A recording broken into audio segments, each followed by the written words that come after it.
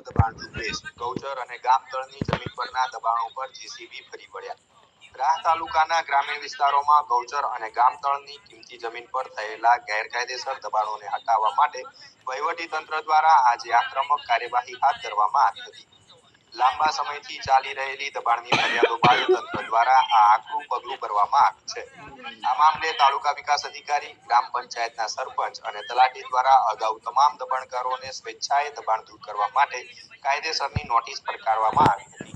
જોકે નિર્ધારિત સમય મર્યાદામાં દબાણ દૂર ન થતા આજે તંત્રએ કડક વલણ અપનાવી જેસીબી મશીનોની મદદથી દબાણો હટાવવાનું શરૂ કર્યું હતું। ગૌચર જમીન પરના દબાણોને કારણે સ્થાનિક લોકો અને પશુપાલકોને અનેક મુશ્કેલીઓનો સામનો કરવો પડી રહ્યો હતો। આ સંવેદનશીલ કામગીરી દરમિયાન કોઈ અપ્રિય ઘટના ન બને તે માટે ચુસ્ત પોલીસ બંદોબસ્ત ગોઠવવામાં આવ્યો હતો। પોલીસની હાજરીમાં તમામ સરકારી કર્મચારીઓએ આ ઝુંબેશમાં જોડાઈ દબાણો ખુલ્લા કરાવ્યા હતા। તાલુકા વિકાસ અધિકારીના જણાવ્યા અનુસાર વહીવટી તંત્ર દ્વારા આગામી 3 દિવસ સુધી આ કામગીરી ચાલુ રાખવામાં આવશે। જે સ્થળોએ ગૌચર કે ગામતળની જમીન પર દબાણ છે તે તમામ દબાણોને સંપૂર્ણપણે દૂર કરી